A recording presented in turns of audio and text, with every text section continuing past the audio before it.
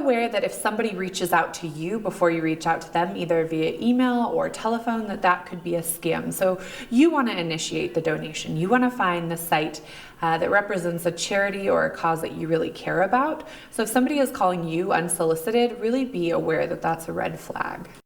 The Better Business Bureau offers an online tool called give.org to help people better understand exactly who they're donating to and report potential scams. New information tonight on a rollover crash that happened in Laurel Friday night. A 63-year-old Columbus woman was transported to St. Vincent's Hospital in Billings after she hit a parked car and rolled her vehicle on 8th Avenue. The crash happened at 7:18 p.m. According to Laurel police, her injuries are not serious and alcohol is being investigated as a factor in that crash. For those outdoor lovers, National Park Week kicks off yesterday with free entrance to any national park in the U.S. It started and ends the 28th. The National Park System welcomed nearly 331 million visitors in 2017. Close to home, Glacier National Park saw over 3.2 million in 2017, and that number grew in 2018 despite fires in the park. Across the nation, there are more than 400 parks available to everyone every day. The fee-free days provide a great opportunity to visit a new place or an old favorite, especially one of the national parks that normally charge an entrance fee. The entrance fee waiver for fee-free days does not cover amenity or user fees for activities such as camping, boat launches, transportation, or special tours. Kane Cemetery cleanup is set for April 27th, where you can pull weeds, pick up trash, and tidy up the cemetery.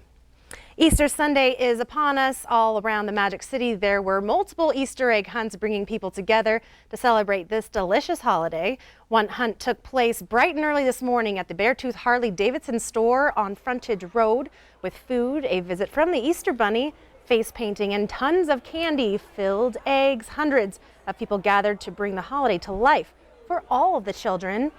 Now to one of the bigger Easter egg hunts today here in Billings. Lewis and Clark Middle School early this afternoon, bringing a giant crowd together for a day of fun in the sun as the kids got to play on bouncy houses and gather eggs full of sweets. And the event was hosted by the Emmanuel Baptist Church, which is located at 328 South Shiloh Road.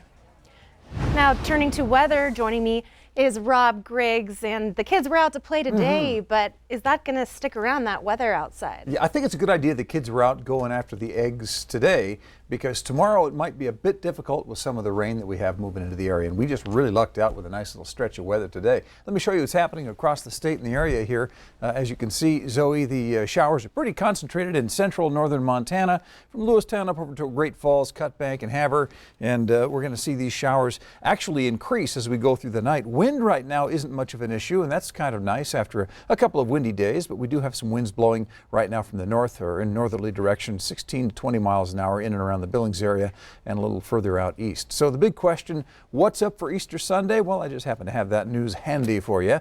More local rain showers, area mountain snow showers. The high mountain elevations could see a foot of snow. The foothills, maybe some wet snow mix, probably nothing in the Red Lodge area, maybe above 6,000 feet. And then tomorrow's high will be below average at 52 degrees. So we'll have the complete Easter and work week forecast coming up for you in just a little bit. Zoe?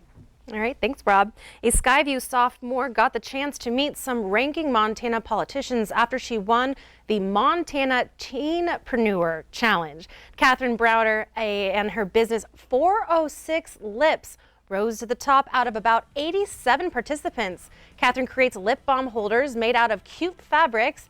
Now, she was inspired to create the holder after she ruined a load of laundry from forgetting some balm in her pocket. As the winner in the existing business section, Catherine got to travel to Helena to meet with Governor Bullock, which there Bullock let her in on some Capitol history. They make a lot of ideas at that table and fix budgets at that table. They're like, well, now you're part of the table's history too, and you're able to help out our community and make big decisions for us. Cool. And they went on to talk about how entrepreneurs are some of the greatest minds and how we really help the community, because we think in ways that other people don't usually think to fix problems. This summer, Catherine will attend the Montana Startup Academy, where teens from across the state will meet with MSU professors in Bozeman to help try to solve one of the world's biggest problems through business. Every year, on the last day of skiing season, Big Sky has its annual Pond Skim event. MTN's Madaris Babb takes us to the mountain where people tried to make it across a pond of water at the bottom of the hill. This is video of Pond Skim, an event at Big Sky where people try to gain enough speed going down the hill to be able to skim across 2 ponds of water. These skiers might make it look